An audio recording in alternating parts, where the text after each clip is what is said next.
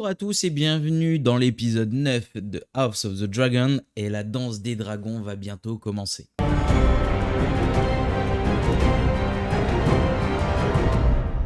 Avant de vous parler de l'épisode 9, tout d'abord, si vous aimez la vidéo, pensez à vous abonner, à liker et à mettre en commentaire. Et désolé pour la semaine dernière, j'ai pas pu faire de vidéo sur l'épisode 8, j'étais complètement malade. Donc je m'en excuse, mais on va se rattraper tout de suite. Bon alors, de quoi traite cet épisode 9 qui est un peu les préparatifs à la prochaine guerre qui va se préparer dans House of the Dragon, qui va être la danse des dragons. Et on commence l'épisode par le conseil restreint, donc le conseil des Verts. Vous avez peut-être pu voir donc le nom du titre, qui était le conseil des Verts, car les Verts regroupent les différentes familles qui vont être contre Rhaenyra, mais aussi contre Daemon. Et donc chez les Verts, on va retrouver donc les Hightower en la présence de Alicent et de Otto. On va retrouver Sir Criston. On va retrouver la Maison Fort avec Larys, mais aussi, je sais pas si ça a été dit dans le... Je vais pas le dire, parce que normalement il y a une autre famille qui devrait se rattacher à eux, mais je me rappelle plus trop si dans l'épisode ils en parlent, donc je vais pas le dire, et on verra peut-être à l'épisode 10 si ils sont mentionnés. Et de l'autre côté, on a donc les Noirs, donc c'est-à-dire les Targaryens, les Vélarions. On va aussi retrouver le Vert Blanc qui est l'ancienne épouse et dame de courtoisie de Daemon. Voilà, je vous mets un peu un panel devant vous de ces deux clans qui vont s'affronter dans l'épisode prochain, parce que je pense qu'on va assister au début de la guerre de la danse des dragons. Et tout de suite, on vous remarque le quiproquo qui a été énoncé par Viserys à sa mort, qui était donc qu'il voulait voir Aegon sur le trône. Et Alicent, elle a tout de suite pensé qu'il parlait de son propre fils qu'il a eu avec Alicent, qui est donc Aegon II, mais pas du tout. Il parlait plutôt du dernier fils de Rhaenyra. Même Alicent, elle n'est pas sûre de ce qu'elle a vraiment entendu. Enfin, si, elle sait qu'elle a entendu que Viserys avait dit qu'il voulait voir Aegon, mais elle sait que c'était sur son lit de mort, que c'était ses dernières paroles, et elle sait très bien, elle le sait au fond d'elle que il parlait pas de son fils, quoi.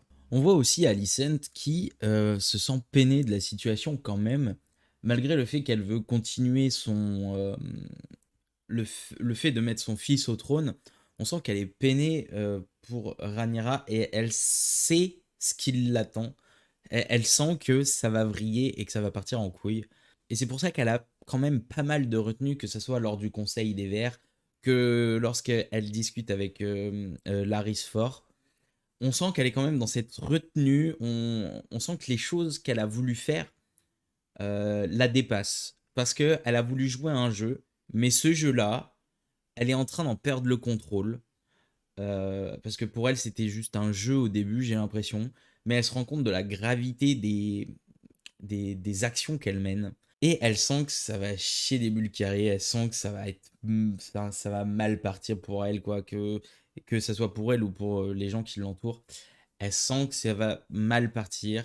Et puis de toute manière, avant de pouvoir mettre Aegon sur le trône, il faut le retrouver. Et une bonne partie de l'épisode, on va voir donc Sir Criston et son frère Edmond en train de chercher Aegon dans toutes les ruelles de Port-Réal, car eh ben, il est porté disparu.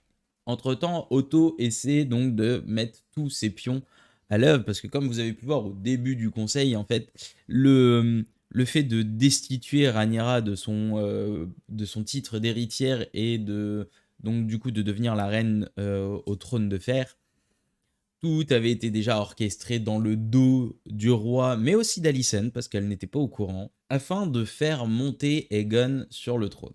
Et pendant ce temps-là, on a Rhaenys qui est emprisonnée, on va dire séquestrée, dans ses appartements d'invités au sein de Port-Réal, afin qu'elle ne puisse pas s'échapper et qu'elle ne puisse pas aller dire à Rhaenyra et ainsi qu'à Daemon que le pouvoir a été pris par Aegon et toute sa famille. Et une fois que Sir Criston et Edmond ont retrouvé Aegon, il est ramené à sa famille afin de pouvoir procéder au couronnement de ce dernier. Mais comme vous avez pu voir, Aegon était détenu par le fameux ver blanc. Ce ver blanc, c'est Mysaria, qui était donc la femme que vous voyez dans l'épisode 1 et 2, même voire 3.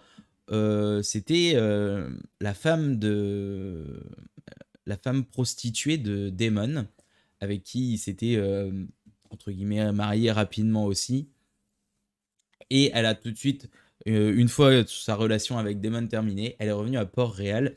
Et tout comme Larys, au final, elle a plein d'espions au sein, du Donjon Rouge, dont plusieurs dames de main de Alicent. Et c'est comme ça qu'elle était au courant de tout ce qu'il se passait dans le château.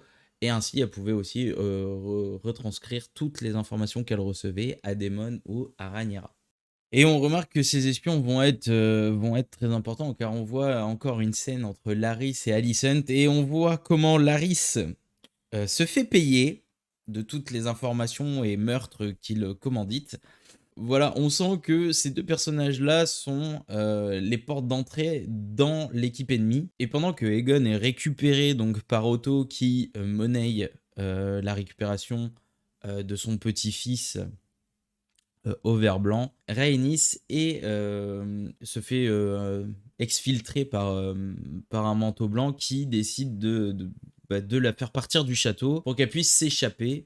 Sauf qu'elle, elle souhaite aller voir son dragon, repartir à d'autres dragons, mais il lui dit non, il faut repartir dans la flotte. Mais ils sont happés par tout ce mouvement de foule pour aller voir donc les nouvelles qu'il y a au château, voir le couronnement du nouveau roi. Et on sent un Aegon qui n'a pas envie, on sent qu'il n'a pas envie de régner, et ce qui est tout l'opposé de son frère Aemon. Aemon, on sent qu'il est avide de pouvoir, avide de puissance, il souhaite régner sur tout le monde, mais malheureusement c'est Aegon le plus vieux, donc c'est Aegon qui va être couronné, mais on sent qu'il n'a pas forcément envie. Mais ça va changer, car au moment du couronnement et que Sir Criston lui pose la couronne sur la tête, on le voit qu'il fait brandir son épée devant toute la foule de Port-Réal, et on sent qu'il prend un malin plaisir. Et j'ai ressenti au fond de lui là une sorte de Joffrey naissant, hein, de Joffrey de Game of Thrones naissant, le mec qui il a pas envie de faire ça, mais il va le faire, mais il va le faire en s'amusant, du moins d'un point maléfique. Mais à la fin de son discours, Aegon et tous les vers sont interrompus par Rhaenys, qui arrive à d'autres dragons, détruit une partie de l'enceinte où ils étaient. Je crois qu'ils étaient à Fausse Dragon. Une partie de l'enceinte de Fausse Dragon. Et où elle dit pas grand chose, mais rien que par sa prestance, et là on sent le charisme qu'elle a, le charisme de la reine qui est en elle, ou rien que par son regard et la tension qu'elle met, elle est en train de dire ok, là vous avez été trop loin, on va vous déclarer la guerre, parce que là c'est plus possible ce que vous faites, quoi. Et donc elle repart, et c'est là qu'intervient la fin de l'épisode. Alors oui, effectivement, on n'a pas vu grand-chose, hein, parce que dans cet épisode, on n'a pas vu grand-chose. On a vu la perte et la retrouvaille d'Aegon, et son couronnement. Après, on a vu des choses un peu aux à côté, qui est en fait la mise en place de toute la partie des Verts, donc le conseil des Verts et autres, leur mise en place pour prendre possession de Port-Réal et du trône de fer, et ainsi pouvoir régner sur Westeros. Après, comme je vous ai toujours dit depuis le début que je fais ces reviews, je connais l'histoire, car là, cette fois-ci, j'ai lu les livres, j'ai lu le livre Feu et Sang, je connais l'histoire, je sais comment ça va se passer, donc je vais pas avancer de théorie sur ce qui va se passer, car à part m'avancer sur où est-ce que va s'arrêter la série, c'est tout ce que je pourrais essayer de faire, mais ça serait pas productif, car au final je vous laisserai des informations qui peut-être vous spoileraient le prochain épisode. Tout ce que je peux vous dire, ça va être très rythmé et ça va être très intense, je pense, ce dernier épisode, car on va voir le début de la danse des dragons, donc qui est cette fameuse guerre entre les verts et les noirs. Mais ne vous inquiétez pas, cette guerre ne durera pas. Juste l'épisode 10, elle est bien trop longue, il y a bien trop de choses qui se passent. Et ça se passe sur plusieurs mois.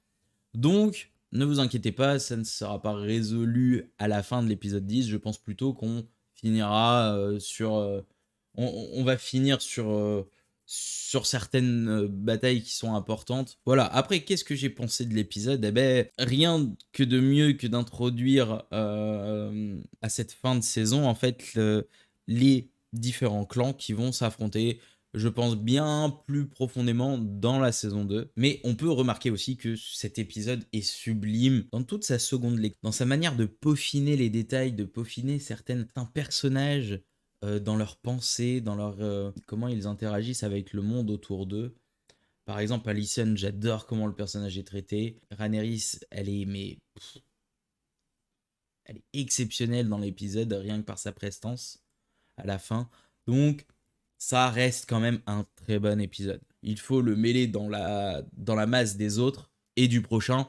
Et là, on comprendra vraiment dans quel sens ça tourne. Sur ce, j'en ai terminé. N'hésitez pas à me dire ce que vous avez pensé de l'épisode. Et vous, si vous avez des théories sur ce qui va se passer dans ce dernier épisode, sans spoiler bien évidemment. Moi, je vous dis à la prochaine pour une nouvelle vidéo.